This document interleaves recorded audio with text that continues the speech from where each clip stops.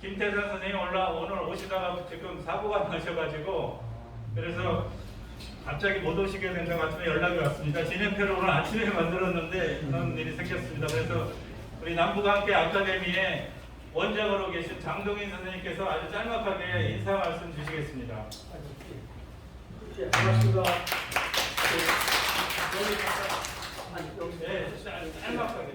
남북함께 오늘 그 1주년을 또 됐고 또 오늘 또 제2회 한원체 1번 시상식을 이렇게 많이 참석해 너무 고맙습니다. 일단 그 코로나로 인해가지고 지금 무지하게 전부 다 본인들 힘들어하시는데 관심과 마음을 가지고 참석해주신 모든 분들께 끝날 때까지 좋은 시간 되시기 부탁드립니다. 그리고 많이 사랑해 주시고 많이 격려해 주시고 많이 참석해 주시기 부탁드리겠습니다. 이상입니다. 네, 그리고 뭐 형식상 그냥 외빈 한 분의 축사 말씀 잠깐 듣겠습니다. 세계고 논설 주간을 지내셨고요. 지금 모신문사 주필로 계신 우리 황종택 주필님 와주셨습니다. 반갑습니다.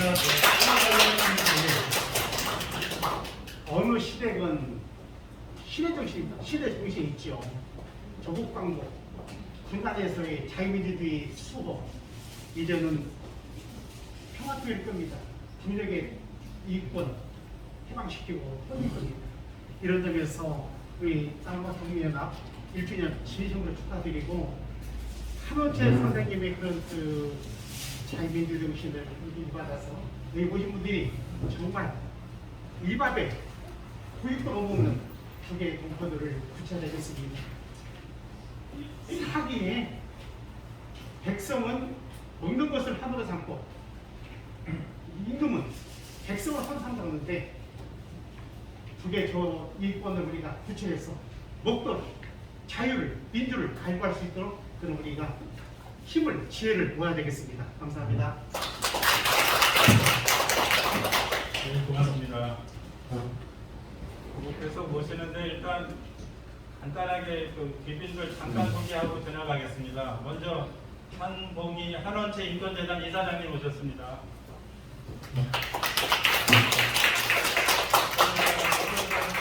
해주시겠습니다. 성현모 남북함께 공동대표금 사무총장님 오셨습니다. 요즘 외교부 앞에서 매일 1인 시위를 하고 계시냐고 고생이 많습니다. 김태희 남북함께 공동대표 겸 대변인 오셨습니다. 경남 김해에서 밤새 운전하고 왔습니다. 고생하셨습니다. 이동현 사무국장님 오셨습니다.政무주필 하느라 고생해주신 윤혜령 총무이사님 오셨습니다. 윤여진 여사님.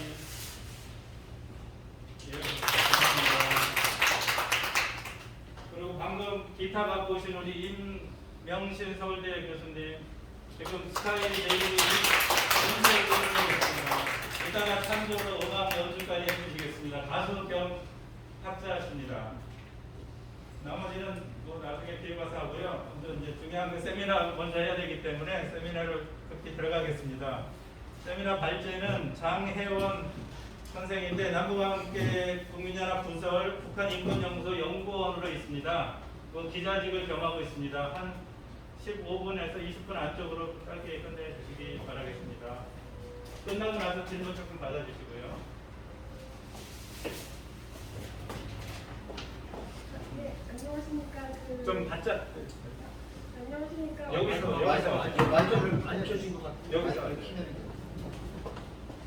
저쪽으로 가는 게 낫겠네.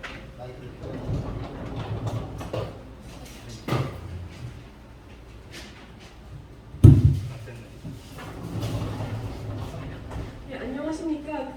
일단 남북함께 국민연합 1주년 창립을 기념한 세미나에서 발제하게 돼서 굉장히 기쁩니다. 정혜원이고요. 바로 발제 들어가겠습니다. 2018년 10월 20일 동해에서 무슨 일이 일어났나, 이제 일본 측에서 김정은 암살미수 북한 군인들 한국의 첩보에 북한에 넘긴 사건이라는 증언이 나와서 이를 중심으로 하여 경계쪽 대화함이 레이더 도산이 일본 초계기 저공비행 갈등을 빚게 된 것에 대해서 이제 좀 이야기를 할 겁니다. 2018년도 말부터 2019년 그 일본 해상 자위대 소속 초계기의 대한민국 해군 함정들에 대해 적응 비행하며 한일 간 대립 관계를 비하했던 일명 일본 해상 초계기 저공 비행 위협 사건에 대해 북한이 연루돼 있다는 일본 측 주장이 나와서 그 배경에 시선이 집중되고 있는데요.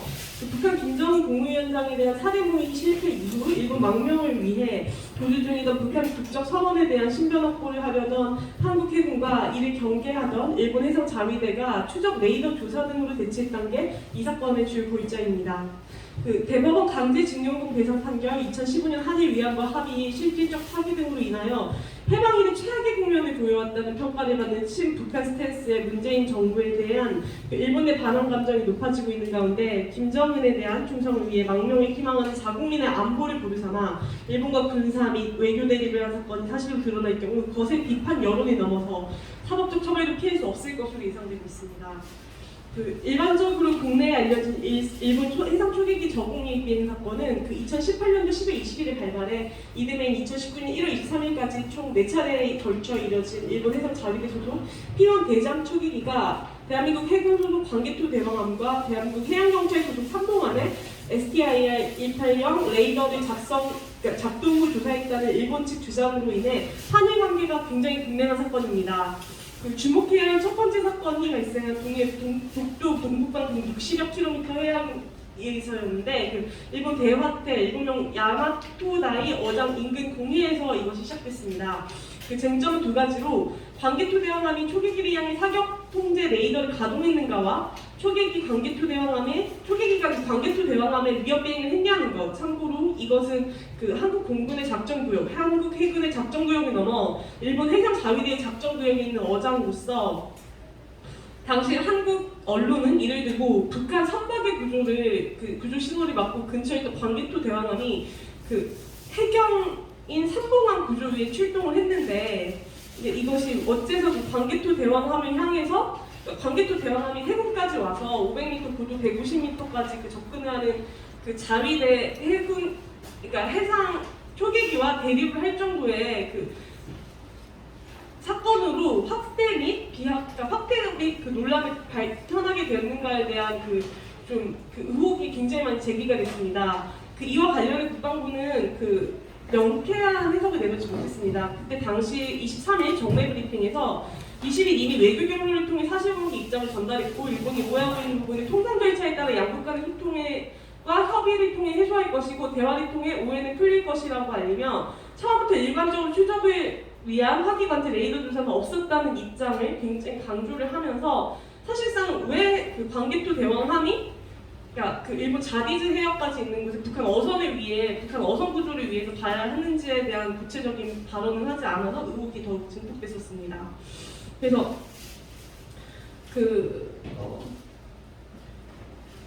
여기에 대해서 이제 일본도 그 해상 자위대 P1 초계기를 조준했고 일본 측의 통신에도 응답하지 않았고 일본의 그 위협하고 해군 자위대의 생명을 위협한 것이라고 그 반박을 하면서 그 대립을 더 격화하는 양상을 보였습니다. 근데 이제 여기서 보수 일각에서 그 이제 청와대 개입 의혹이 있었다는 것이 꾸준히 제기가 됐었는데요.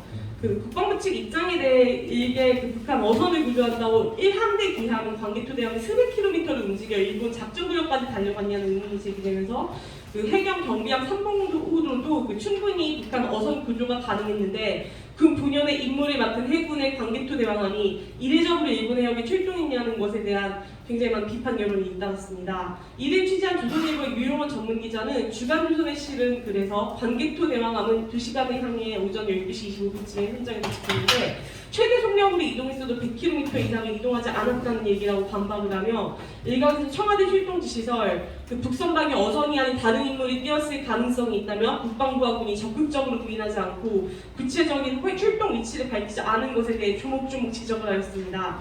또한 이는 소식통을 인용하여 그 광개토 대왕함은 알려진 것보다 먼 거리를 이동하지 않았다며 일본 본토에서 제법 먼 곳에서 사건이 발생했고 사건이 발생한 2018년 11월 20일 광개토 대왕함은 울릉도 동북쪽 170여 킬로미터 수역에서 초계 임무를 수행하다가 오전 10시 32분쯤 해경 등으로부터 북조남 어선 수색 및 구조 요청을 한 것이라고 지적을 하였습니다.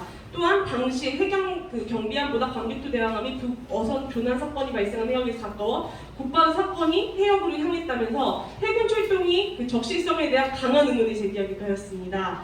여기에 대해서 이제 여기에 대해 이제 보강 여론이 나오기 시작한 거죠. 그래서 가와토 가스노부시 일본 자위대 통합망료장이 김정은 살해무의 탈북자 강제 북송 때문이라는 가능성을 제시한 것입니다.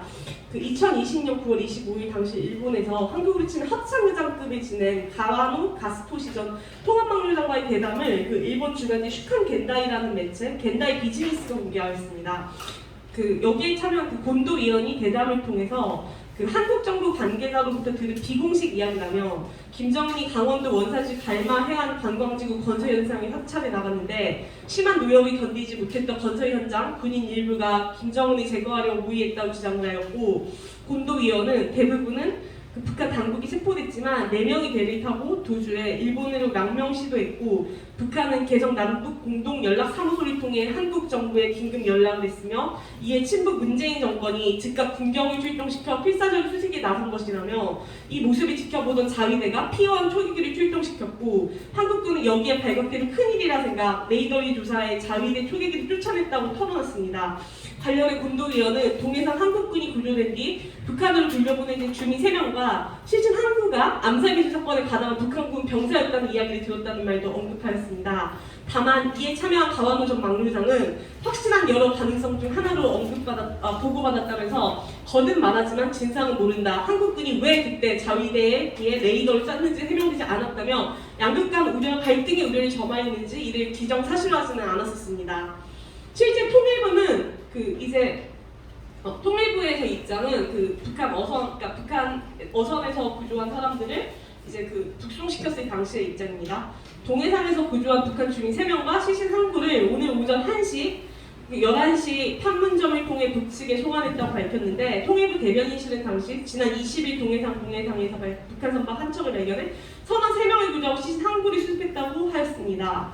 일부는 이들을 인도적 차원에서 송환했다고 밝혔는데 통일부 발표를 종합하면 동해상에서 표류 중이던 북한 선박을 발견 뒤 구조 신호를 보냈고 이를 접수한 한국 해군은 광개토 대왕함을 보내 구조 작전을 벌이고 북한 주민을 구조한 정부가 20일에 대한 적십자사 회정 명의로 주민과 시신 인도 통지문 등을 보낸 것입니다. 구조 하루 반나절 만에 일본 측 대화태 어장에서 구조한 사람들 시신까지 포함해 초고속으로 북한에 송환시킨 것이죠. 그러니까 시신에 대한 진상규명 조사도 하지 않고 하루 반나절 만에 보낸 것입니다. 북한 측도 2017년 3일 동안 비슷한 북송 관련 경로 이슈에 대해서 연락이 두절됐으나 당시에는 즉각 구조된 북한인들이 인계했습니다. 인계된 당시의 사진 및 관련 자료 등도 이례적으로 일절 공개되지 않았습니다. 당시 정부가 광개토 대왕함까지 동원해 인도와 북한 어선은 통신 장비가 달려있지 않은 소형선으로서 과연 광개토 대왕함과 같은 대형 구축함을 출동시킬 특별한 이유가 있었는지에 대한 의구심이 지적되고 있는 이유이기도 합니다. 이에 대해 신인규 국방TV를 진행하는 신인규 경기대 교수는 P1 초계기가 직접 촬영한 사진에 따르면 북한의 소형 어선 3척을 광개토 대왕함을 인도하기 위해 갔으나 2시간 30분 동안 구조활동 없이 해상 위에 체류했고 구조 당시에는 시신 항구가 발생한 이유에 대해서도 명확하게 해설된 바가 없을 뿐더러 구조가 아닌 대처를 대치하는 모습의 구도가 사진상 잡힌 것에 대해 진짜 구조활동이었나라는 합리적 의심이 드는 것도 당연한 것이라고 분석을 하였습니다. 강제 북송은 친북과 반일을 기조로 하여서 집권을 유지해온 문재인 정권의 특허품이기도 합니다. 이제 나가는 길인데요. 만약 가와노 망류장의 일정 부분 가능성은 있지만 북한 김정은은 살해무의 인민구조 및 강제 북송 등이 사실이라면 이는 국제사법재판소의 기소사항입니다. 망명하려는 이들을 본국으로 보낸 것은 국제법상 난민협약 33조와 국제고문방지협약 위반 사항이므로 관련 관계자들을 문책하여 사법처리 및 법의 징계를 받게 하는 것이 도의적이고 의무적인 사안일 것입니다. 문재인 정부들은 사실상 강제 북송 어제 뜨거운 강조였는데요. 사람을 운전하는 도우를 통해 집권한 문재인 정부는 일례로 2017년 북한 청년 강제 송환을 시작으로 2018년 12월 본국에서 다루었던 북한 어민 수송 그리고 2019년 4월에는 태국민 3명이 베트남에서 체포된 중국으로 추방됐습니다. 같은 해 6월 강 삼척항에서 도착한 북한 어민 4명 중 2명이 서둘러 북한에 넘겨지기까지 했습니다. 그해 12월에 더욱 황당한 일이 발생했는데 바로 동해에 넘어온 탈북 청년 2명이 귀순 의사를 밝혔음에도 사법주권을 포기한 채 강제 북송을 시킨 것입니다. 당시 정치권에서는 문 대통령이 김 위원장은 부산 한 아세안 특별 정상회의 초청 친서를 보낸 직후로 평소 탈북자 색출을 위해 북중 적정지대 단속을 엄하게 하는 등 탈북 방지 정책에 골몰해온 북한에 대한 눈치 보기가 아니었냐는 비판 여론이 뒤따르기까지 했습니다. 대한민국 헌법에는 북한 주민은 우리 국민으로 옵니다. 이에 북한 인민은 그 누구라도 그 대한민국에 입국하는 순간 신원을 확실하게 보장받아 탈북자는 법적 사회적 권한을 제시하고 이를 누릴 자격을 얻게 됩니다. 실시간간 일본과의 갈등을 초래하며 한미일 군사협력의 붕괴설까지 자초한 문재인 정권에서 빚어진 가장 큰 군사 대립으로 초계기 전공 미역 사건이 있는데 이에 기반해 북한의 정부 당국의 개입과 강제 송환의 이슈가 붙었을 경우 문 정권의 사법적 심판 및 국제적 여론 비판 피해 나갈 수 없을 것으로 보입니다. 보다 명명백백한 진상규명을 위한 정권 교체와 함께 국제사회에 대한 호소가 절실할 때입니다. 감사합니다.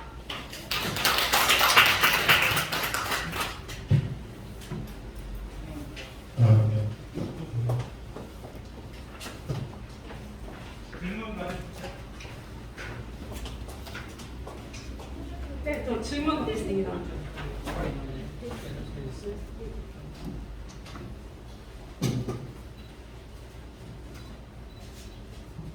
질문 있으면 좀 해주세요. 여기 나오세요. 예. 여기 NHK 이인석 기자. 마이크 좀 들려주시죠.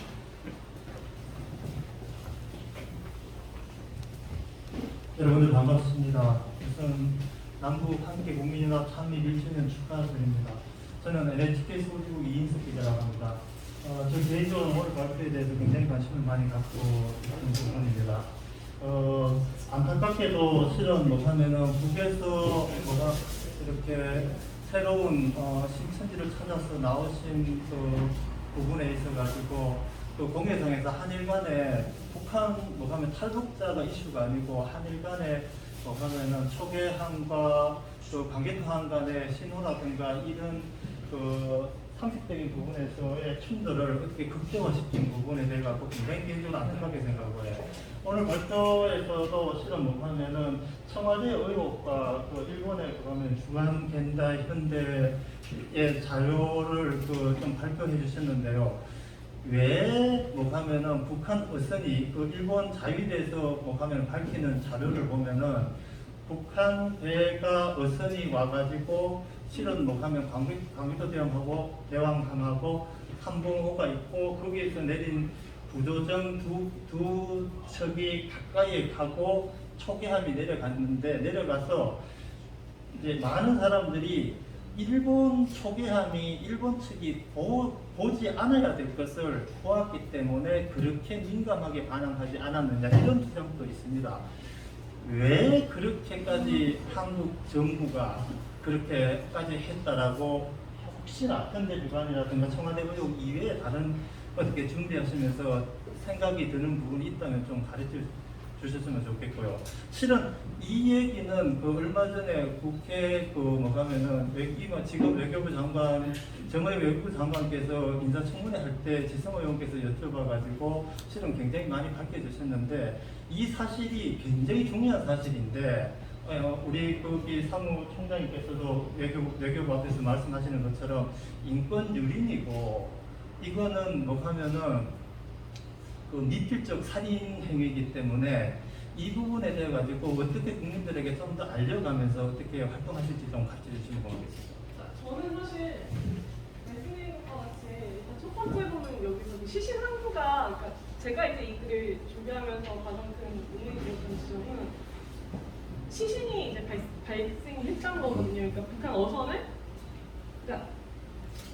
어선을 구조하는 데 있어서 이 야릇한 선원을 구조를 하는데 해군이랑 해경이 이제 합동 군사 작전을 펼쳤단 말이죠. 근데 여기에 있어서 시신이 발생을 했는데 그 시신에 대한 신원 확실과 진상 규명과 그다음에 이에 대한 해설이나 보도 자료가 하나도 나와 있지 않고 그다음에 국방부나 혹은 통일부와 같은 주요 관계부처에서도 명확한 해답을 내놓지 않고 있습니다. 그래서 저는 사실 만약에 이제 그 부자의 촉구로 인해서 이를 쟁점화시킬 수 있다면은 아무리 생각해봐도 죽은 그 북한 신원 미상의 북한 선원은 과연 어떤 의도로 죽었는가, 왜 죽었는가, 일본과 그때 당시 어떤 일이 있었는가에 대해서 좀 실질적으로 파악하면은 보다 많은 사람들이 관심을 갖지 않을까라는 생각이 듭니다.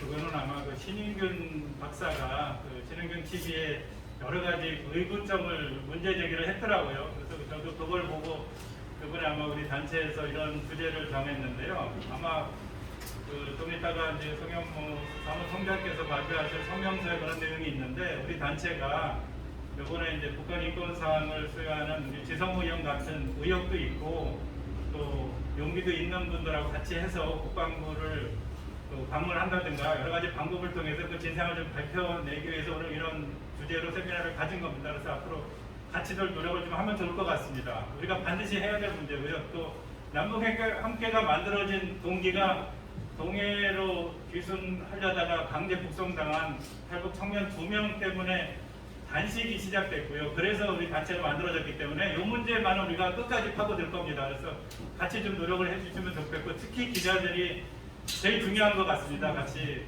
그래서 이런 자리도 만들고 앞으로 또 계속 하여간 감추는 거를 좀 밝혀내도록 같이 노력을 좀 하면 좋을 것 같습니다. 혹시 다른 질문 있으면 말씀해 주십시오.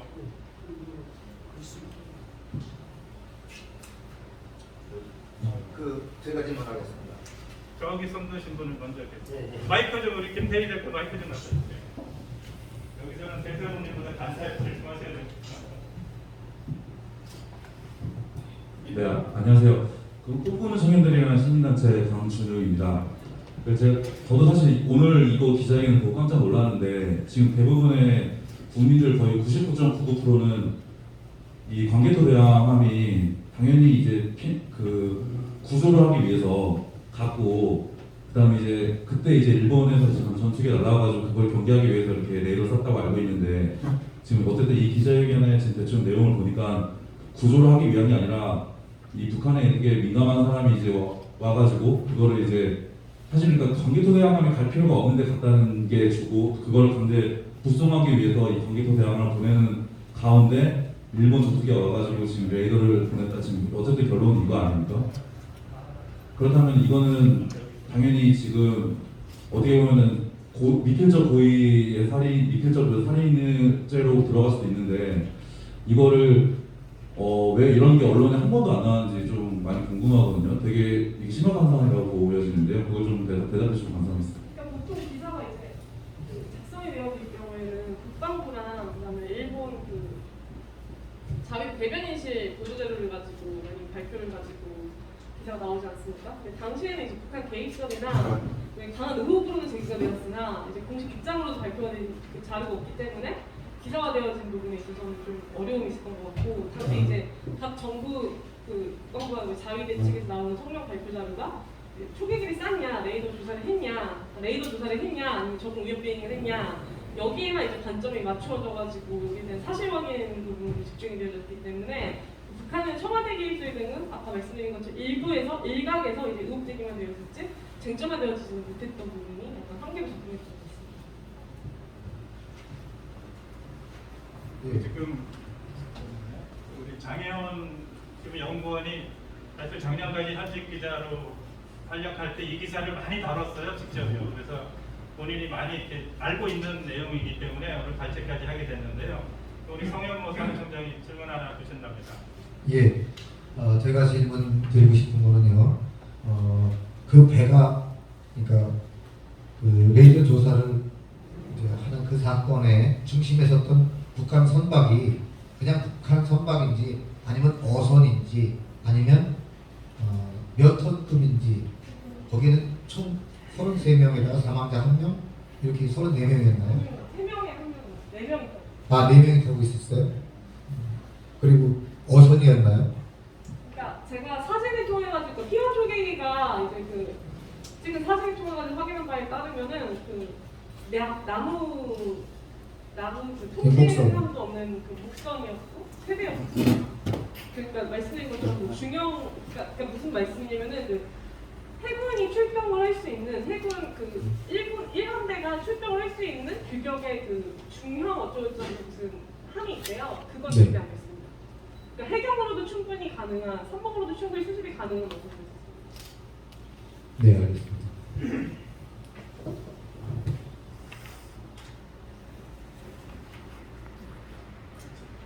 질의응답은 이 정도로 하면 좋을 것 같은데요. 거기 나눠준 자료를 보면요, 그 일본의 그 가와토 가스토시 그 당시 자위대 통합 막려장이라 해가지고 그 일본에서 정부가 제일 많은 양반이거든요. 그 당시 현직 그 자위대 고위 간부였습니다. 이분이 단정적으로 얘기하지는 않았지만 김정은이가 동해안에 왔을 때 거기 군인들이 김정은을 제거하려고 이제 어떻게 보면 이제 쿠데타 비슷한 그런 사건을 일으켰고 상당수가 잡혔고 그중에 4명이 이제 동해안으로 튀었고 그 사람들이 한국은 좀 불안하니까 일본 쪽으로 가려다가 북한 정부에서 한국 정부 쪽에 그 SOS를 쳤고 그래서 이미 대태 무슨 한국 거기죠? 그쪽이 일본 영역인데 대화태라고 하는 그 일본 해역인데 거기까지 우리나라 그 군함이 거기까지 가서 한 것 자체가 아주 독특한 사건이죠. 그렇게 급하게 그게 배가 워낙 커가지고 기름이 엄청 많이 들어간다고 합니다. 그리고 보통 구조는 군함이 안 가거든요. 민간함이 가기 때문에. 근데 그 군함이 가가지고 2시간 동안 구조도 안 하고 오히려 이상하게 막지 않았을까라는 느낌이 많이 드는 정도. 그래서 굉장히 의구심이 많습니다. 그래서 아무도 문제 제기를 안 했는데 우리 단체가 공식적으로 처음으로 문제 제기를 하는 겁니다. 물론 뭐 그분들이 진짜 표류를 해가지고 잘 보내줬으면 진짜 다행이죠. 근데 만약에 그렇지 않다 그랬으면 이거는 아까 말했던 여러 가지 천인공노할 사건이고 진짜 국제재판소에 갈 사건이기 때문에 우리가 당연히 민주국가이기 때문에 문제 제기를 하는 겁니다. 이 정도 선에서 마감을 하고요. 우리가 사실 다 전문가가 아닙니다. 사실 오늘 신인균 박사를 모시려고 했는데 그분도 언론에 나온 거를 전달하는 입장이었기 때문에 더 자세한 건 앞으로 우리가 계속 좀 파고 들어가는 시간을 좀 갖도록 하겠습니다. 그러니까 일정이 있기 때문에 다음 일정을 또 진행하도록 하겠습니다. 고생하셨습니다. 강 기자가 요거를 3일 만에 준비를 해주셨어요. 굉장히 깊이 있는 내용인데 그리고 강 기자가 영어도 그렇고 일어 중국어를 다 잘해요. 그래서 굉장히 능력이 있어서 앞으로 아주 큰 학자가 되려고 합니다. 지금 논문 쓰고 있습니다. 박사 논문 쓰고 있는데요. 아이고 고맙습니다. 수고하셨습니다. 그다음에 우리 성현모 사무총장께서 성명서를 발표해 주시겠습니다. 성명서를 발표하기 전에 제가 어떤 녹취를 하나 들려드리겠습니다.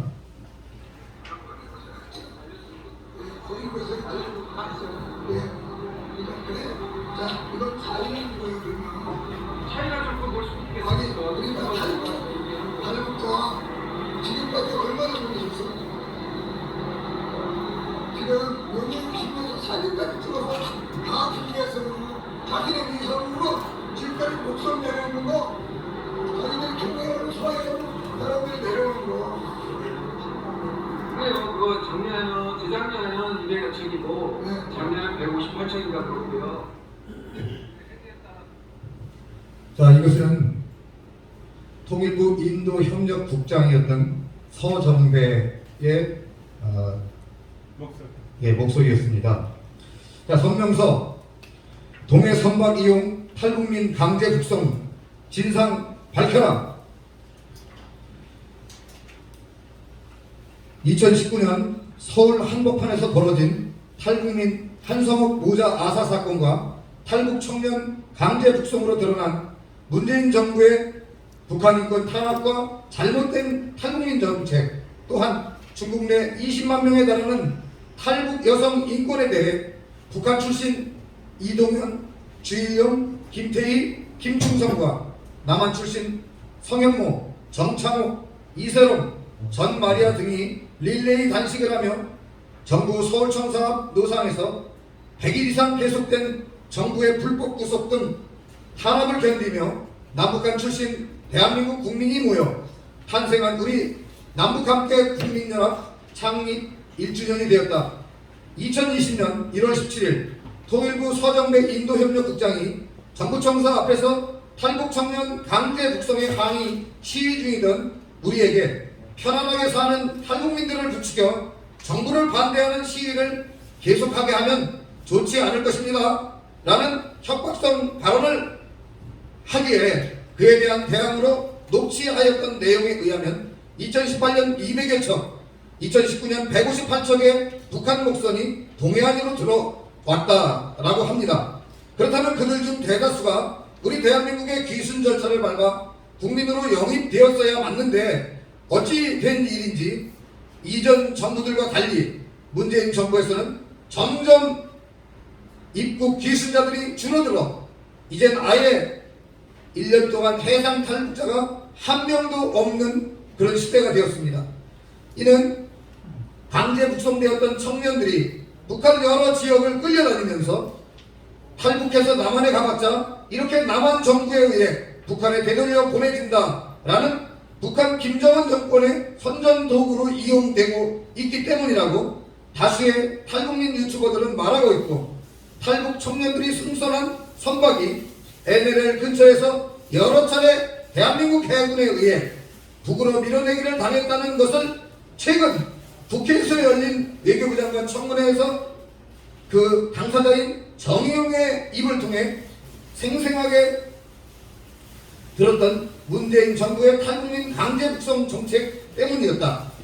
정의용의 국회 증언에 의하면 NLL에 도착한 그 탈북 청년들의 어선이 2일간이나 북으로 돌아가지도 못하고 남으로 넘어오지도 못하고 NLL 근처에서 떠돌며 목숨을 걸고 계속 NLL을 넘으려 시도하다가 결국 우리 대한민국 해군에 납포되어 북으로 넘겨졌던 일을 보면 김정은 정권은 대한민국 정부의 협조로 해상에서는 절대 탈북해서 대한민국으로 기순할 수 없는 시스템을 완성해서 이제는 김정은 정권이 마음 놓고 폭정과 억압을 해도 어찌할 수 없는 북한 주민들은 이제 선택의 여지가 없어진 것을 알 수 있었다.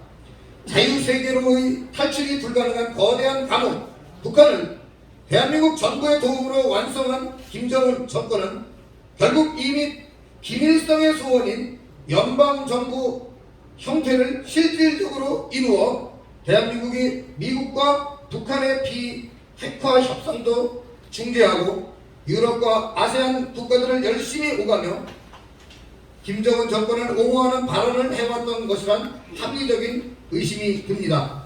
이에 더해 정의용 자신의 청문회를 통해 우리 군이 해상에서 북한 선박을 밀어내게 했다라고 발언한 사실을 근거로 2018년 12월 20일 일본과의 해상 분쟁을 살펴보면 그 중심에 북한 선박이 있었음을 알 수 있습니다. 마치 북한 선박을 서로 구조 또는 납포하기 위해 배치한 것으로 보입니다. 한국과 일본은 지금도 서로 레이저 조사와 저고도 위협 비행 문제를 놓고 자국의 주장이 옳다고 대립하고 있습니다. 이제 우리는 어느 정부의 발표가 옳은가가 아니라 이 문제가 어느 지역에서 일어난 일인가에 초점을 맞춰봐야 할 것입니다. 북한 우선이 어떻게 대한민국과 일본의 공동 어로 지역까지 내려와 표류할 수 있었을까? 이들은 혹시 탈북을 위해 믿을 수 없는 대한민국이 아닌 일본 쪽으로 전속력으로 도망치고 있지는 않았을까? 또한 얼마나 중대한 상황이기에 몇백 톤 그리고 속도가 가장 빠른 그런 경비정 수준이 아니라 3,885톤급 구축함인 광개토 대왕함과 이 군함입니다. 5,000톤급 경비함을 동시에 보내서 국제적인 문제를 일으켰을까 하는 것입니다. 이는 정의용 외교부 장관이 청문회에서 북한 선박에 대한 NLL에서의 밀어내기를 증언했고, 통일부 인도협력 국장 녹취에서 해마다 200여 척, 150여 척의 목선이 북에서 내려왔다고 말했지만 이들 중 국내에 귀순 입국한 사례가 한 명도 없음을 볼 때 북한의 영역을 벗어난 북한 선박은 이렇게 우리 군과 해경이 찾아내서 북으로 밀어내거나 북에 인계하지 않았는가 하는 합리적인 의심을 하게 됩니다. 더군다나 우리 군이 말한 인도 협력적으로 조난 선박을 찾아내어 구조하기 위해 레이더를 켰다 하면 이들은 조난선박의 신호를 받아 움직인 것이 아니라 다른 첩보를 받아 도망치는 선박을 찾아내려고 레이더를 켰다고밖에 볼 수가 없습니다. 또한 일본 측의 주장 중에는 우리의 추론과 같은 주장이 실려 있음을 볼 때 이 일이 사실이라면 한국 정부와 군은 중대한 반역적 범죄 행위가 될 수 있습니다. 통일부 인도협력국이 북한 정권을 지켜주기 위한 협력을 하는 기관이 아닌지 또 살펴볼 사건이 있습니다.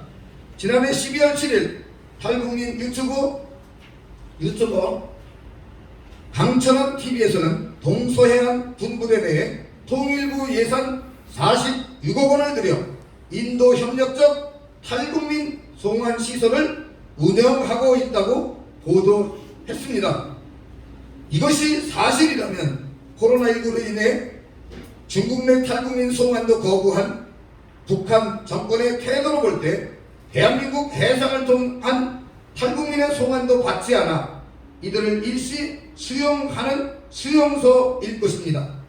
이에 남북관계 국민연합은 뜻과 용기가 있는 국회의원과 함께 통일부와 국방부에 방문 조사를 요청하여 이 시설 내 실제 대한민국 귀순을 원하는 사람이 있는지 알아보고 귀순을 도와야 하며 국가기관이 정권적 또는 정치적 결정을 하는 것이 아니라 인도적, 인권적 차원의 일을 할 수 있도록 철저히 감시할 것이다. 2021년 2월 22일 남북관계 국민연합 사무총장 송영모.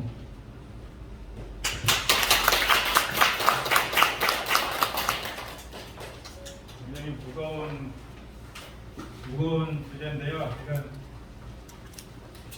우리가 할 일이 좀 많은 것 같습니다. 그리고 우리가 다음 세미나는 더 무거운 주제를 할 것 같은데요. 지금 문재인 대통령이라는 사람이 자기 부모부터 거짓말을 했습니다. 그게 다 드러났습니다. 이미 저는 4년 전부터 알고 있었던 내용인데요. 문재인 대통령이 1953년생이라고 본인 호적에 나와 있는데 오늘도 나온 자료에 의하면 1952년생으로 돼 있고요. 또 뭐 다른 주장에 의하면 1948년생, 49년생 여러 가지 있는데 어쨌든 분명한 거는 본인이 6.25 때 자유를 찾아 내려온 실향민의 자녀라고 소개를 했고 저도 그 실향민 자녀이기 때문에 우리 이북 도민회 갔다 체육대 할 때 와가지고 우리 도민들한테 물벼락을 맞았습니다. 왜냐하면 도민들은 다 알아요. 저희 아버지는 황해도 영백군 해월면 영동리 263번지거든요. 그러면 황해 도민회 가면은 국내 사람들 20명이 있어요. 쟤네 집 아랫마을에 몇 대 아들에 몇 대 이게 다 나오거든요. 근데 그게 안 나오는 사람이 있어요. 옛날에 임동원 씨가 안 나옵니다. 고향을 속인 거죠 아마. 그리고 지금 문재인 씨가 안 나와요. 그리고 그 모임 자체에 나오질 못해요 이런 분들은. 왜냐면 실향민들은 서로 다 압니다. 그러니까 가짜였던 거죠. 그게 이제 드러난 게 1950년 8월 29일 날 용천 전투, 낙동강 바로 위거든요. 이번에 문재인 씨가 낙향하면은 자기 집으로 삼으려고 했던 양산이라고 있죠. 그 근처인데 거기서 문재인 아버지 문용형으로 호적에 돼 있는데 원래 이름은 문용준입니다. 그러니까 아들 이름이 준영이죠. 반대로 졌어요. 아들 이름을. 자기 아버지를 기억하려고 아들을 반대로 이름을 줬어요. 지금 호적에는 용형으로 돼 있어요. 그거는 이름을 바꿨어요. 원래 남한에 내려올 때 이름은 또 아니에요. 그 이름으로 체포가 됐어요. 그 당시 직위는 상좌. 그러니까 우리 계급을 하면 대위 정도 됩니다. 상위라는 계급 갖고 포로가 됐어요. 누구한테 포로가 됐냐? 그 당시 학도병이었던 소홍렬이라는 사람하고 그 스님 서승남이라고 하는 분, 지금 공주의 스님으로 있어요. 지금 90대 초반인데요. 세 사람한테 포로가 됐어요. 그리고 이 서승남이라는 분이 59년도에 부산 자갈시장에서 포로 석방됐다고 주장하는 문용형 씨를 만났어요. 어린아이 7, 8살짜리 손을 잡고 있더래요. 걔가 문재인이에요. 근데 계산이 안 나오잖아요. 총각으로 내려와서 했는데 그렇게 따지고 보니까 이북에서 데려온 거가 되는 거예요. 그래서 합리적인 의심을 계속 해왔는데 그거를 입증하려고 뭐 MBC PD를 포함해서 여러 사람들이 지금 20년 동안 찾았어요. 저도 그 멤버 중에 하나입니다. 20년 동안 수소문 해가지고 드디어 다 찾아냈어요. 그 4명이 있었는데 한 분은 스님 있고요, 한 분은 파주 살고 계시고, 한 분은 지금 미국에 이민 가 계시고, 그분들이 4분이 다 상존에 계세요 지금. 근데 또 어디까지 또 정보가 지금 캐고 있냐면요, 이분이 청와대에 근무할 때 2000년 초반에 실세 있을 때 미국 정부까지 손을 댔어요. 미국에 가면은 그 6.25 때 포로 신문 조서가 다 있거든요. 그게 무슨 저장고에 다 있는데 거기에 들어가서 몇 년도까지 이름을 찾지 못하게 묶어놨어요. 상당한 돈을 들여가지고. 그래서 그걸 풀려면 미국 CIA라든가 미국 대통령 결재를 받아야 되는데요. 그거를 풀기 위해서 사실 최근 몇 년 동안 엄청 노력을 했어요.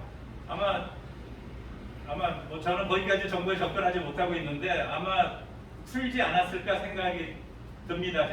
제 생각에는. 그래서 최근에 정광훈 목사가 이런 걸 다 수집을 해서 공개한 것 같아요. 왜냐하면 그거까지 확증을 해야 이게 입증이 되거든요. 그리고 또 하나는 탈북자를 통해서 북한의 문재인 씨 고향에 다 지금 돈만 있으면 다 되지 않습니까? 그래서 그 고향까지 가가지고 거기서 과거의 원적까지 뒤져봤는데 안 나와요. 북한 정부가 그걸 또 흐트러놨어요. 그 정도로 지금 여러 사람들이 이 양반의 허적 원적까지 좀 파고 있어서 이 양반이 가짜 탈북자, 가짜 실향민이라는 것을 밝히기 위해서 노력했는데 결국은 그 서승남이라는 스님이 이제 얼굴을 공개하고 자기 목소리를 공개하고 이제 좋다, 나는 죽을 만큼 살 만큼 살았다 그래서 이번에 지난 11일날 공개했죠. 그래서 아마 이제 조만간 지금 언론이 근데 공식적인 그 주류 언론이 한 번도 공개를 안 했습니다. 안 하고 있는데 아마 우리가 또 이런 자리를 만들어 주면 뭐 이렇게 계기가 되면 보도를 하지 않을까 생각을 하고 어떤 형태로든 우리가 앞장서서 자리 한번 만들어 보도록 노력을 한번 해보겠습니다. 아마 기대하셔도 좋을 것 같습니다. 상당히 많은 정보들이 있고요. 구체적으로 여기에 낀 사람들이 굉장히 많이 있습니다. 또 한미 연합으로 작전을 하고 있었고요. 그래서 그거는 우리가 다음 주제를 보고를 하도록 저희가 노력을 해보겠습니다. 이제는 이제 좋은 자리가 이제 시작이 되는 분위기이기 때문에요. 우리 임명신 교수께서 준비해 놓으신 길지 않으니까요. 짤막하게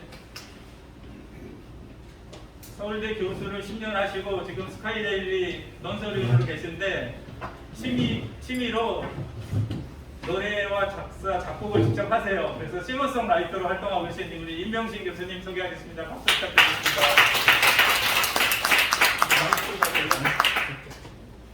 큰일이네요. 또 마이크빨이라도 있어야 되는데.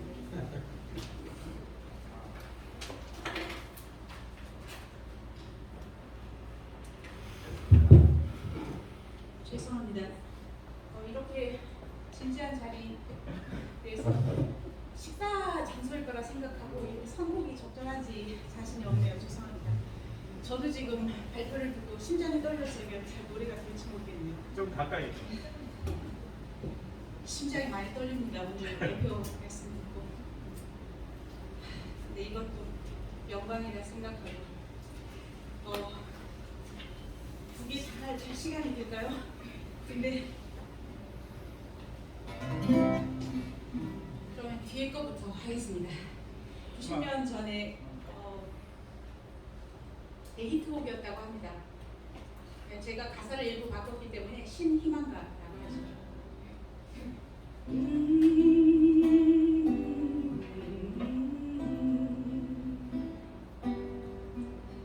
이 풍지 세상을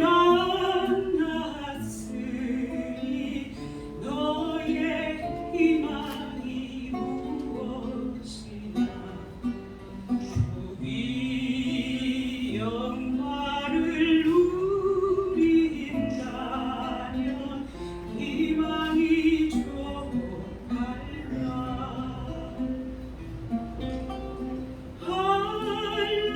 한라에서 뱃들을 넘어 일처리를 생각하니 인생도 역사도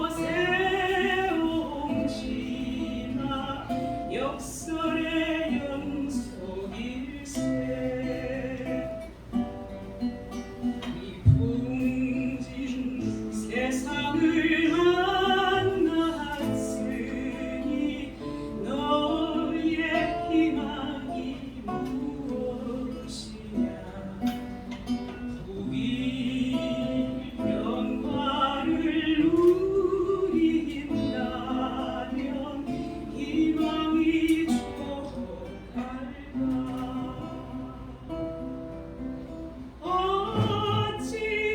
어찌하면 풍력 동포와 자유번영을 누릴까 한반도 운명이 인류의 운명 지구의 미래로다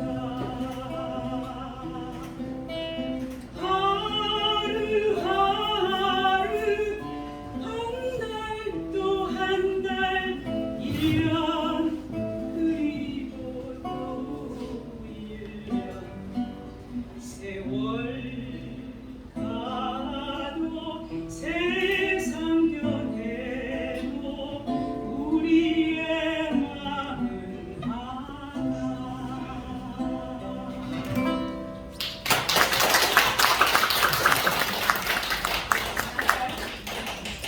하나 더 할까요? 감사합니다. 예, 1913년생으로 월남하신 양명훈 선생님의 시라고 합니다. 이 시나리라는 가사는 곡은 잘 아시는 멜로디를 김동진 선생님이 조금 편곡을 하신 거고요. 조금 더 가까이.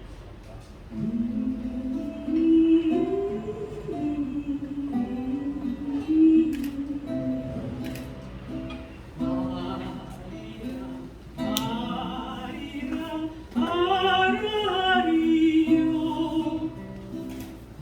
아리랑 고개로 넘어간다 쌀이 무녀졌고 기다리는가 길어긴 달밤을 줄져간다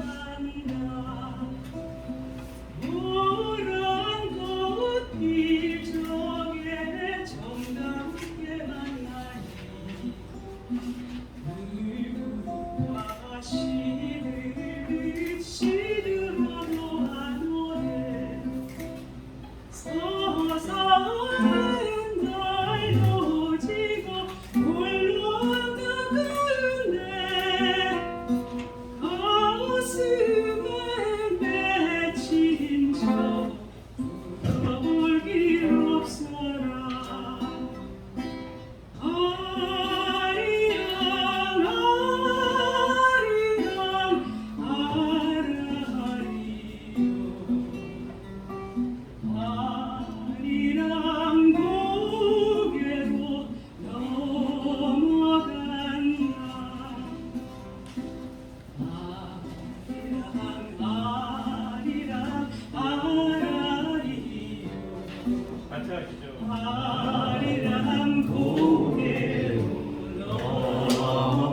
넘어간다 저 산 아래에 상견지고 그늘 시내처럼 살아볼까 아리랑 아리랑 아라리요 아리랑 고개로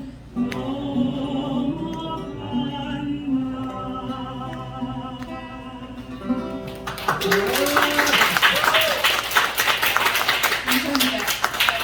제 관련 정보를 조금 문제가 있어서 서울대 교수였던 적은 없고 강의 교수였습니다. 급이 많이 달라요. 무슨 교수예요? 예, 그렇다고 노래가 신신지지는 않으셨기를 바랍니다. 감사합니다. 김정준 교수가 저 대학교 때 동아리 친구인데요.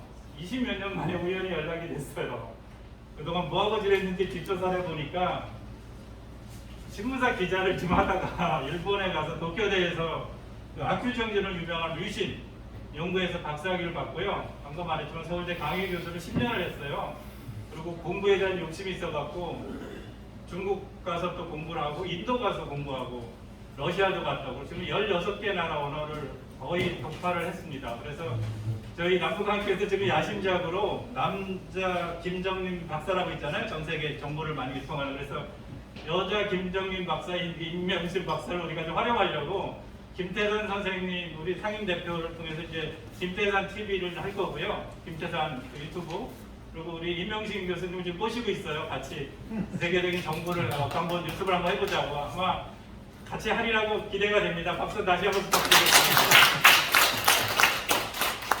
그러면은 한 1분 동안 우리가 또 1주년이니까 그냥 수입 지출만 잠깐 해서 우리 이동현 사무총장이 보고를 드리겠습니다. 그러고 나서 시상식을 갖도록 하겠습니다. 그리고 시상식 끝나고 나면은 경품 추첨이 있겠습니다. 경품이 지금 16개가 있는데요.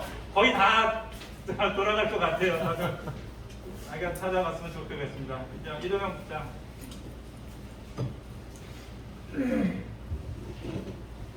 네, 안녕하세요. 크게. 우리 남북관계 국민연합이 성립주년 6주년을 맞이하면서 그동안 첫발을 내디딘 것 치고는 정말 많은 일을 하였다고 생각을 합니다.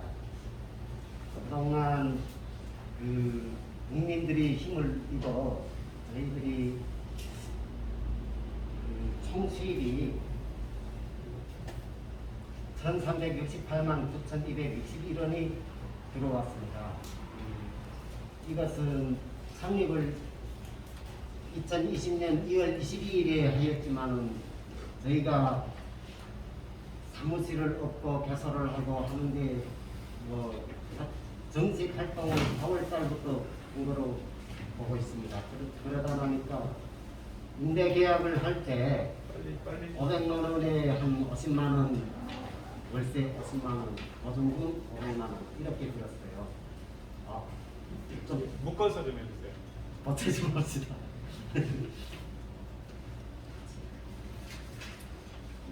원래는 제가 좀 세세하게 어디로 이렇게 지출을 하였다고 일일이 말씀드리고 싶지만은 일단은 총 수입이 1368만 9,261원 중에 저희 1년 동안 총 지출이 902만 9,464원, 지금 통장 잔액으로는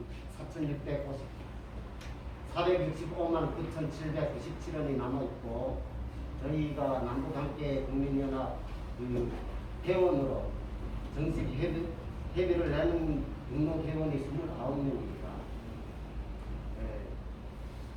1년간 이렇게 총합을 짓고 제가 이 자리를 빌어서 한마디 하고 싶은 것은 이런 단체 활동이라는 게 보면 돈이 있어야 활동이 이루어진다고 봅니다.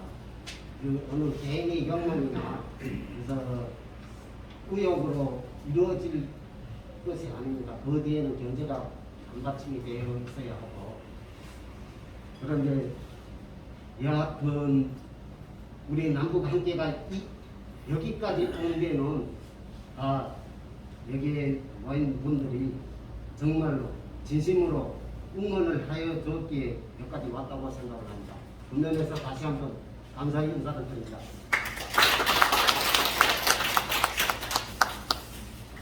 총화라는 단어가 나왔습니다.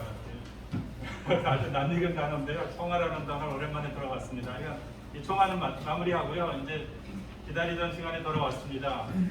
작년에 영광스럽게 이제 한원채 인권상이 이제 생겨났고요. 제가 영광스럽게 초대 수상자가 됐는데, 올해부터는 이제 제대로 저하고 김태희 대표가 추천하고 심사를 했습니다. 그리고 저희 어른들하고 계속 상의를 했고요.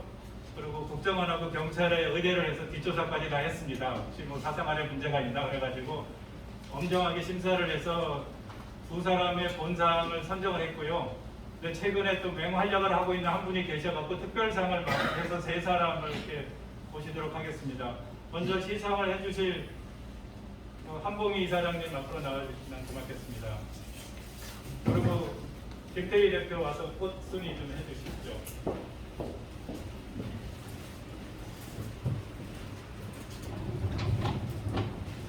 가운데 수상자를 발표하겠습니다. 근데 상도 받기도 어렵지만 참 주기도 어렵다는 생각이 들어요. 공교롭게 오늘 상 받는 분들이 한 분도 못 오셨어요. 참 이런 일이 거의 없는데 하여간 그렇게 됐습니다. 우리 상 받을 한 분은 영국에 계시고 한 분은 교도소 가 계시고 또 한 분은 지금 강원도 양양이고 어디 계세요. 그래서 됐는데 어쨌든 다 본인들에게 전달되도록 다 조처를 하겠습니다. 먼저 영국에서 활약하고 있는 진검다리 공동대표 박지현 씨가 제2회 한원채 인권상 수상자로 확정이 됐습니다. 앞에 조금만. 대리 수상자는 같이 진검다리 활동을 하고 있는 공동대표 김형수님께서 대리 수상을 해주시겠습니다. 네, 나와주십시오. 김형수님도 탈북자신데요. 김일성대 출신입니다. 박지현 선생이랑 둘이 같이 진검다리를 공동으로 운영하고 계십니다. 자, 상태.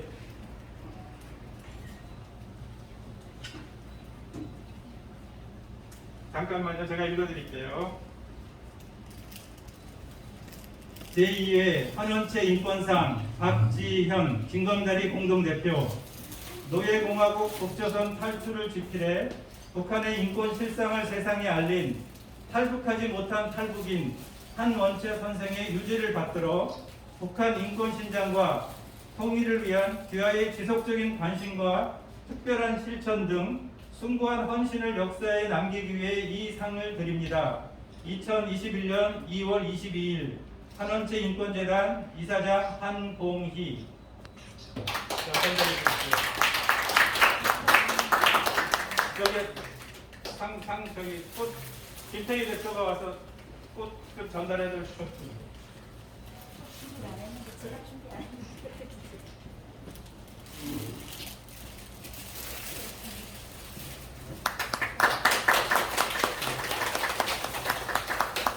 자, 세 명이 사진 같이 찍으시죠. 김 대표도 같이.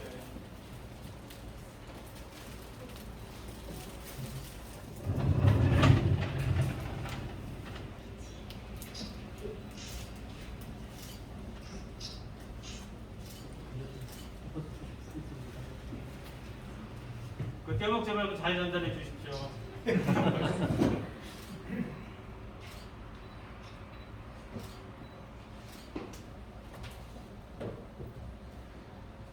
자, 수고하셨습니다. 그리고 앞으로는 기수상자들은 자동으로 다음 또 심사위원으로 되고 추천 자격을 받도록 하겠습니다. 여러분들도 주변에 혹시 좋은 사람 있으면은 추천을 해주시면 저희들이 심사를 통해서 내년에 3회 때 더 좋은 분들 이렇게 고르도록 노력을 하겠습니다. 다음은 정창옥 선생. 정창옥 선생은 지금 오고 싶었는데요. 지금 저기 안양교도소에서 지금 수련 중에 계세요. 서울구치소에 지금 계신데, 그래서 같이 그 긍정의 심 사무국장, 지금 총장으로 승진했죠. 사무총장으로 계신 전지영 선생이 그 대신 수상을 하도록 하겠습니다. 정창욱 선생이랑 같이 활동을 하고 계십니다. 안산에서 그 가출 청소년들 돌보는 일을 지금 하고 계십니다. 전달해 주세요. 잠깐만요. 자, 제2회 한원채 인권상 정창옥. 내용은 이와 같습니다. 자, 전달해 주십시오.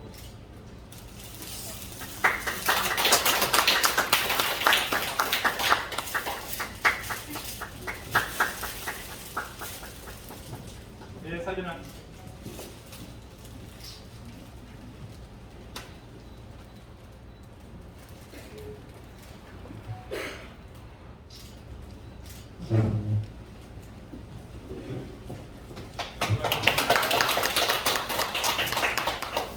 다음은 지성호 국회의원. 보좌관님 오셨죠? 네. 저쪽으로 오세요. 보좌관님은 박영철 비서관님이죠. 우리 지성호 의원은 탈북민 국회의원인 거 다 아시는데 탈북민 3명을 지금 보좌진을 쓰고 있습니다. 그 중에 한 분입니다. 자, 전달해 주시고요. 제2회 한원채 인권상 제2회 한원채 인권상 특별상 지성호 국회의원. 내용은 이와 같습니다. 자, 전달해 주십시오.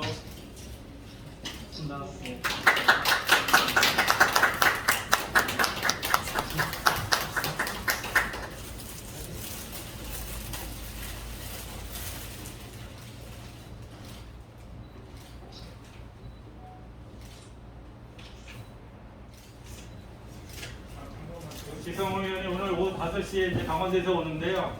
직접 저기 한 원장이 근무하고 있는 일산의 병원에 그 백년 한의원에 가서 직접 수상을 다시 한번 하기로 이렇게 사진을 찍기로 또 약속을 했습니다. 자, 수고하셨습니다.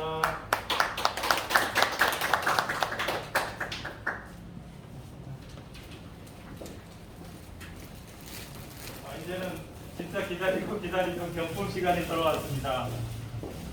경품 난 안 줘요? 없어도 돼. 거의 다 될 것 같은데요. 여기 우리 윤여진 선생 추첨을 또 누가 해야죠. 공정하게 하기 위해서 혹시 이거 저기 표못 받으신 분 다 받았나요? 저분 안 줘요. 하나 주세요. 그런 것도 있고. 혹시 상품이 마음에 안 들면은 자기 번호 모른다고 그러면 돼요. 그냥 하기 싫으면 그러면은 됩니다. 이 상품은 우리 남북함께 국민연합의 감사로 계신 권혁정 선생님이 어제 저보고 오라 그래가지고 어제 바리바리 뿌려주셨어요. 그래서 여자분들이 좋아하는 가전 제품들인데 아주 좋습니다. 어제 제 집사람하고 같이 가서 골랐어요. 거기서 마음대로 고르라 그래가지고 생활에 제일 필요한 거로 이렇게 골라서 왔습니다. 그리고 오늘 저기 장동인 사장님께서 지금 화장품 회사를 운영하고 계신데 거기서 지금 7세트를 또 갖고 오셨어요. 아주 최고 고급 화장품을 또 갖고 오셔서 그것도 같이 증정을 해드리겠습니다. 우리 선정은 누가 할까요? 뭐 뽑고 싶은 사람. 우리 장 선생님 와서 뽑아주시죠. 화장품 7개 다 해주시죠. 10개요? 어? 화장품 갖다 가요. 여기다 갖고 마이크 내고 말씀하세요. 요새 겨울이 이제 막바지에 이르러가지고 지나가는데 봄 크림하고 핸드크림을 이제 손수 만든 걸 갖고 왔습니다. 아마 쓰시면은 아주 참 좋습니다.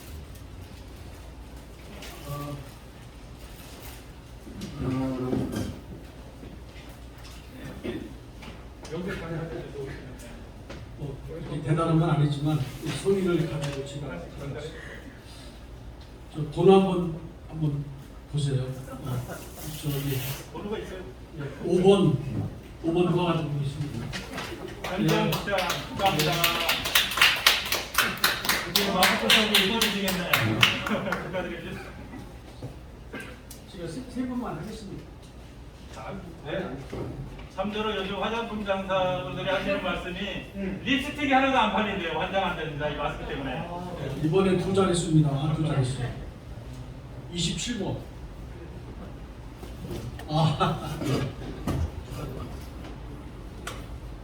저분 사업하시는 분인데 좀 많이 벌으시는 분인데. 다음에는 선물 좀 두둑히 좀. 예, 이번도 2자릿수입니다. 29번. 예, 축하드립니다. 좀 셀프만 직접 다 하세요. 더 하세요. 더 하세요. 저희도 드리겠습니다. 네, 이거 다 하세요. 이번에 한 자릿수입니다. 8번. 예. 이인석 기자님 여기 오다가 산이 올려다 넘어져갖고 지금 팔이 골절이 됐습니다. 그러니까.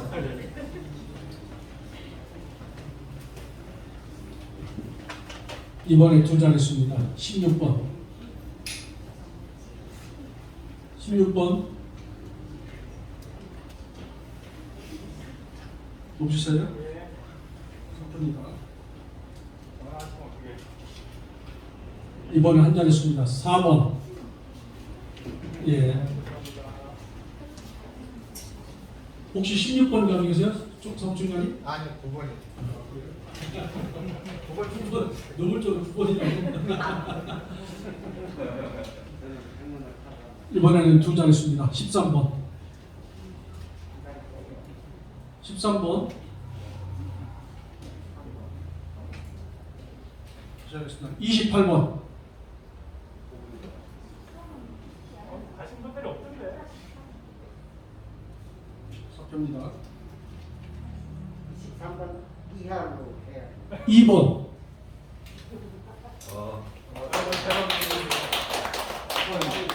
여름 씨도 재작년 그 추운데 통일부 앞에서 단식에 동참했던 아가씨입니다. 네. 안산에서 올라오셔서 또 단식했던 21번. 예.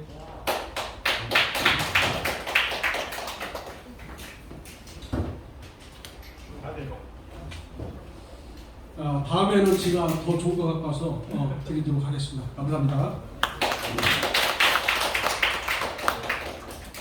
자, 이제 누가 볼까요? 우리 황 실장님 맞아 몇 개 뽑아 주시죠.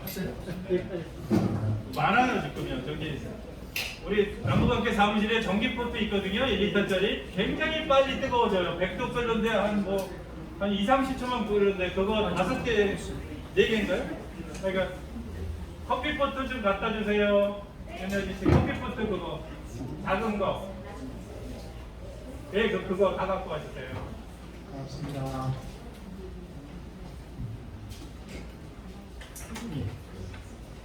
커피포트 아주 좋아요. 7번입니다. 여기서 된다. 7번.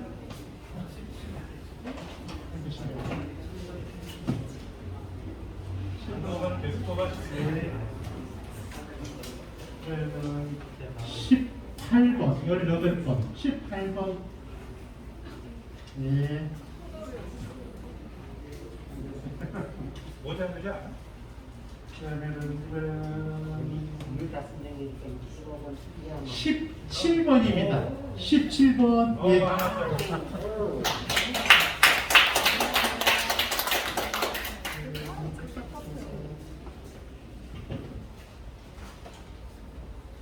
예, 9번입니다. 9번.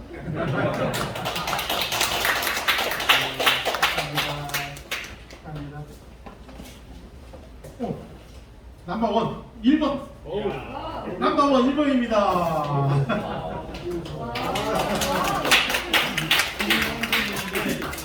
제가 형수가 4명인데 다 여자분이거든요. 근데 저분은 남자잖아요. 이름이 형수입니다. 예, 고맙습니다. 우리 성현모 총장님, 이거 하얀 노란 거. 이게 뭐세요? 3등 되겠습니다. 예. 요거는 뭐냐면요, 잠깐만요. 좀 뜸을 드려요. 제가 28 프라이팬 쿡 세트라는 건데요. 다이아몬드 무늬로 돼가지고 눌러붙지 않는다는 겁니다. 6만 원짜리, 6만 얼마짜리인데요. 아주 괜찮습니다. 15번. 그거 아니에요. 저쪽에 예, 그거예요.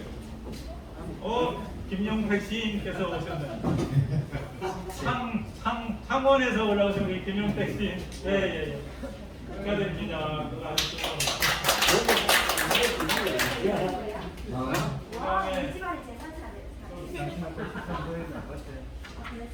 하나만 뽑고 들어가시죠. 아, 그럴까요? 네. 물상도 많아요. 네, 알겠습니다.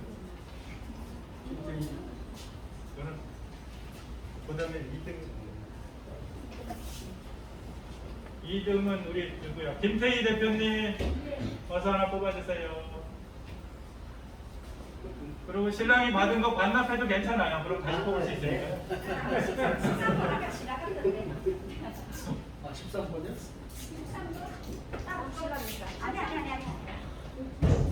우리 남북 함께를 만든 아주 못해 핵심 멤버입니다. 우리 김태희 대표님요. 하나요. 네. 제가 저를 뽑으면 어떻게 됩니까? 그러면 두 개, 장례식. 꼬리가 꼬리 2개. 와, 우리 차기 기념이라고 맞는다. 둘. 오, 22번. 22번.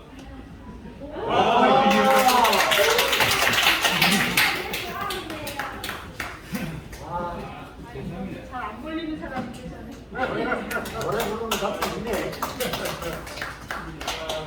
우리 행운의 1등은 우리 한봉희 원장님, 이사장님 와서 좀 뽑아주세요. 오늘 진짜 저기 상금 좋나 모르겠네.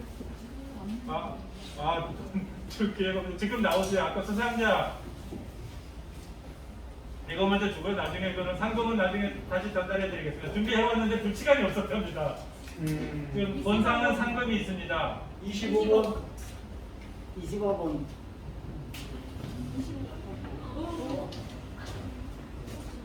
일어나서 봐주세요. 장을 나오세요.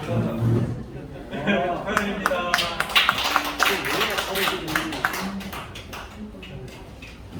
하나가 더 남았는데요. 이거는 우리 윤총무님이 뽑아주세요. 우리 아까 이동현 국장이 예산이 1,360만 원 들어왔는데 902만 원 쓰고 지금 465만 원 남았다고 보고했잖아요. 우리 윤총무님이 그 1년 동안 사무국을 지키고 있어 월급도 안 받고 자원봉사를 하고 계십니다. 우리 큰 박수 한번 부탁드리겠습니다. 그래서 우리가 이래서 유지가 되고 있습니다. 우리 돈 쓰는 사람 아무도 없어요. 돈을 포함해가지고. 자, 행운의 마지막 번호는 61번 같으네. 61번. 19번. 그런가요? 아니 이거 저 죽을 거 있어요.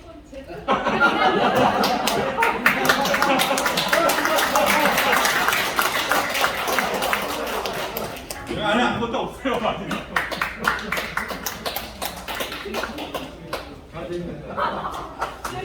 어쨌든 그러니까 다들 고생한 사람 순으로 돌아간 것 같습니다. 그러니까 오늘의 행사는 이거로 마치고요. 밑에 만찬이 준비되어 있습니다. 1인당 3만 원짜리니까 마음껏 드시고 그러니까 오랫동안 영양 잘 충족하시기 바라겠습니다. 또 총장님 말씀하실 거 있으면 마무리 발언 해주시죠. 단체 사진 아닙니까? 네, 단체로 사진 한번 찍기로 하고요. 자, 이동해서 여기 나오세요. 전체 다 같이 사진 좀 찍으시죠.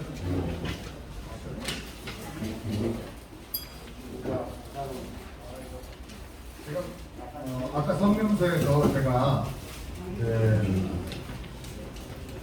현 정부와 현 대한민국 문재인 정부와 그리고 북한의 김정은 정권이 사실상 연립 정부가 된 것 같느냐, 김일성이 그렇게 원하던 연립 정부가 된 것이 아니냐라는 그 증거를 속에 우리 해양 수산부 공무원이 피살되고 불태워졌는데 북한의 그런 반응에 대해서 우리 정부가 오히려 그걸 막고 그것이 확산되는 보도되는 것이 확산되는 걸 막으려고 노력하고 있는 것으로 사람이라고 봅니다.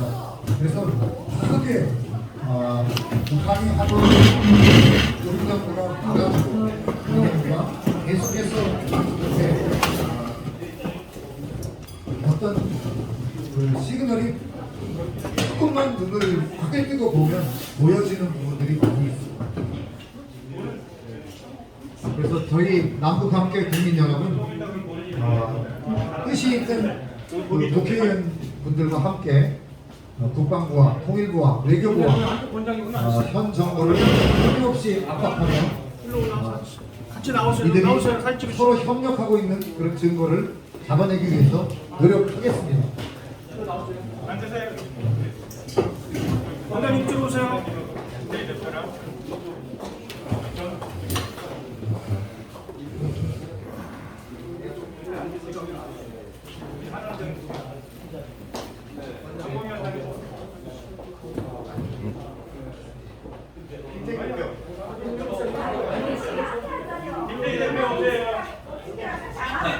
좋은 말 할 때 일로 오세요.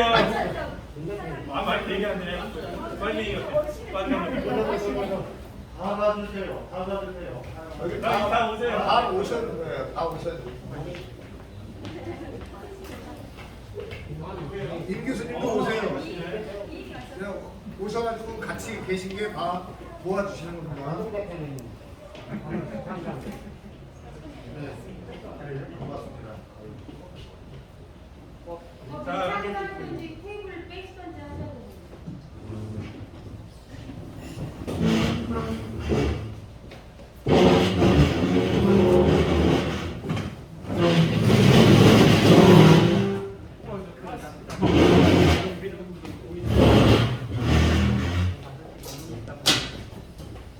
우리 사진 찍기 전에요. 아까 상금을 전달을 못해가지고 상금 전달식을 먼저 갖도록 하겠습니다. 우리 김영수님하고 전지영 선생님 앞으로 나와주세요. 한 분씩 먼저 전지영 여기 아니 저기 김영수 선생님 먼저. 우리 먼저 또 꽃돌이 뒤에서 조금 더 앞으로 가요. 우리 저기 뭐지? 전원체 인권상의 특징이 있습니다. 다른 상들이 상금을 오히려 상을 받는 사람들이 내는 경우가 많은데 우리는 어쨌든 소정의 상금이 있으니까요. 상금 전달식을 갖도록 하겠습니다.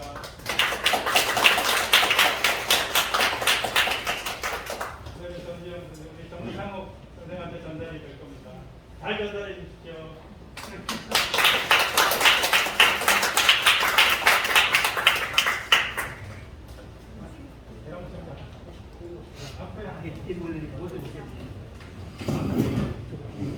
키 큰 사람들이 알아서 뒤로 가죠.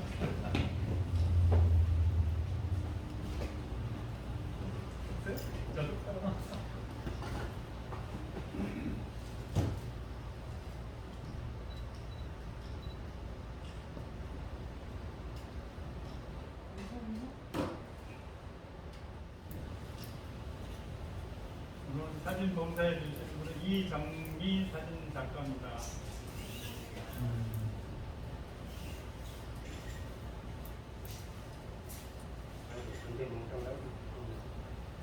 카메라가 다르네.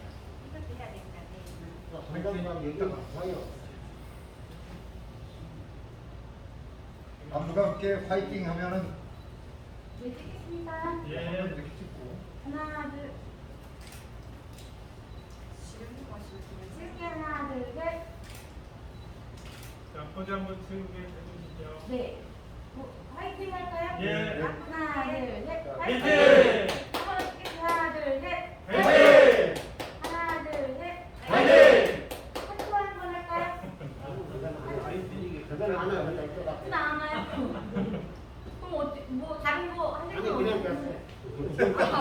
진짜 핫한 젓가락 하나 나. 한번 해요. 뭐까지가 돈 안 들어가는데. 네. 자, 하나, 둘, 셋, 하트. 하나, 하나, 둘, 셋, 하트. 됐습니다. 고맙습니다.